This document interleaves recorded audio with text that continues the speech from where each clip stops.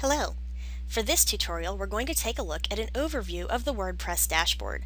Now, WordPress is one of the easiest ways to build a site, even if you don't know anything about HTML. So let's go ahead and take a look at some of the features it has, and we will make this a little simpler for you when you're building WordPress. The first thing I'm going to do is look at my dashboard. And up here it tells me that WordPress 3.4 is available, and it asks me to update. So I'm going to go ahead and do the update. And this will allow me to update it now or download 3.4. I'm just going to have it do an automatic update by clicking on Update Now. And it shows me some of the new features of WordPress 3.4. At the top, it allows us to click and visit our site. It also shows us how many plugin updates we have and theme updates.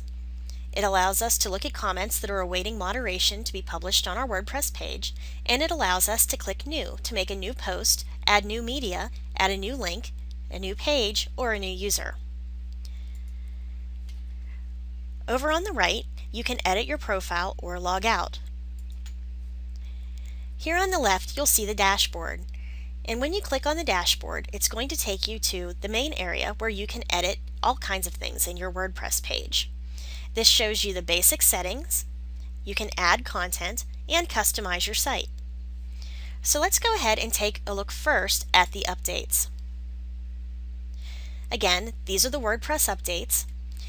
Down below are the plugin updates. So if we have any plugins, and right now I have Akismet, I have 2.5.3 installed automatically when I get a WordPress page, but I can update to 2.5.6, and I can view all the details and click Update Plugins. Below are my themes. This allows me to update any new themes, and right now we can use 2011 or 2010, and those are standard themes that all WordPress accounts come with. Next, let's look at posts. Posts allow you to actually put your first post on your website, and this will allow you to look at each post that you have, and as you add a new post, it's going to put it onto your front page above your last post. You can click Add New, you can look at categories, and it will allow you to separate all your posts into categories, choose their parents to decide whether they're going to appear on your site or not, and it shows you your uncategorized ones.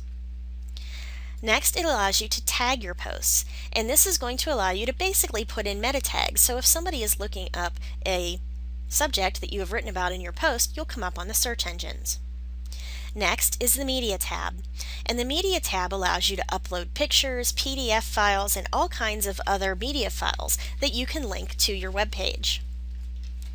And you can click on Add New, and you can either drag your files in or click on Select Files.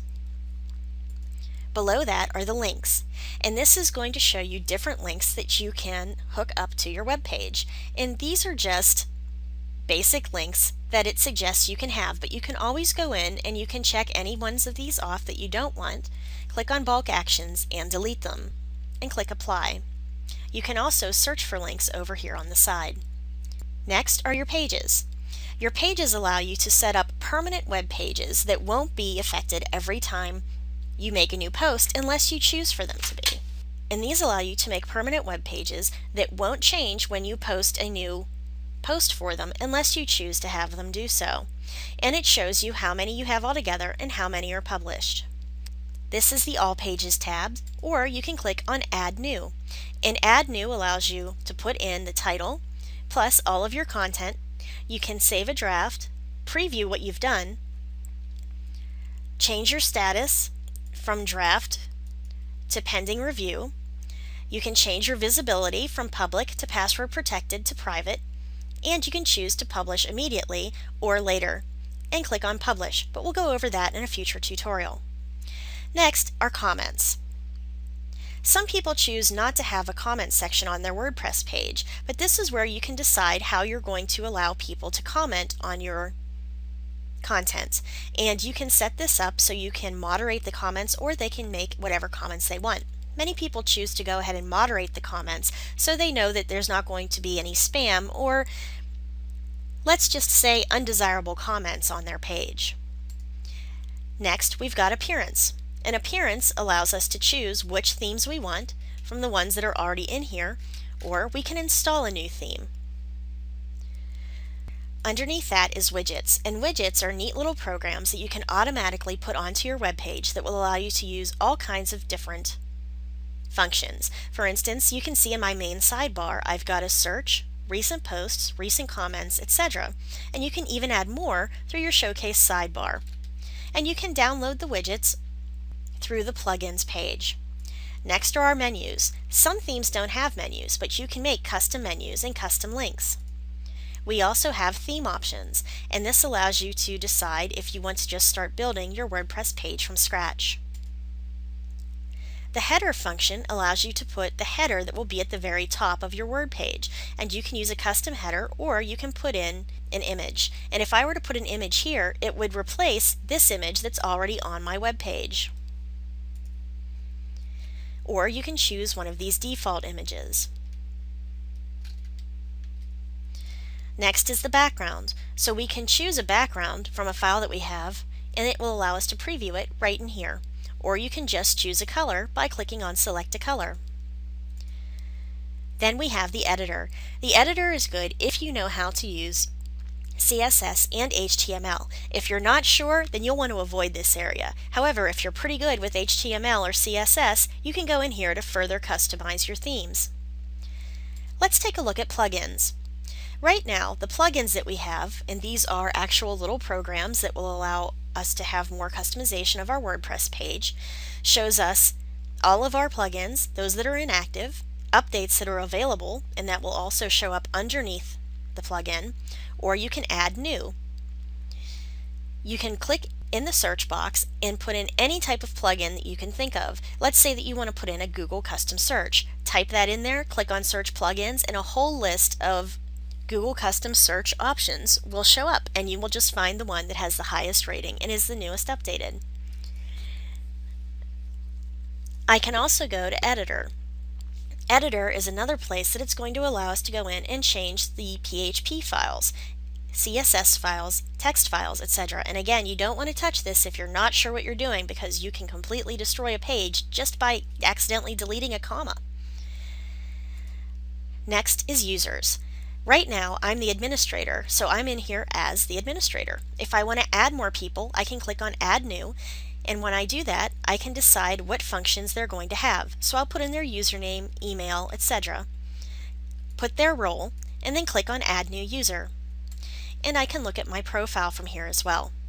And this allows me to change my personal options in my profile, including my website and other contact information, my biographical information, and I can even put in a new password. Once you do that, you click Update Profile.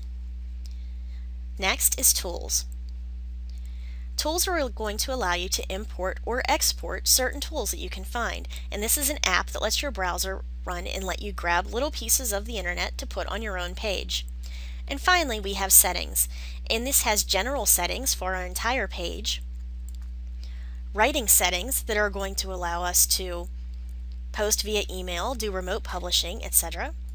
Reading, which allows us to set all of the settings for people who are reading the pages, so you can choose to have your latest posts on the front page, or you can have them on a static page, etc. We can look at discussion, and this is if you want to allow people to comment on your articles, and you would set these accordingly. Media is next, and media is going to let you set your settings for how you want your pictures, PDF files, video, etc. to come in automatically, and you can always change this later when you actually update the file. We've got our privacy settings, and this allows you to choose whether you want search engines to index the site or not index the site. So you may want to keep it so search engines can't index your site until it's up and perfect the way you want it to be. And finally, we've got the permalinks. The permalinks allow you to choose common settings for day and name, month and name, etc., and other optional choices at the bottom. So that's a very quick overview of your dashboard. If you have any questions, you can always go into the Help button on the top right of your screen. So I hope that this helped you out, and I hope you're really going to make good use of your new WordPress page. Thanks, and we'll see you next time.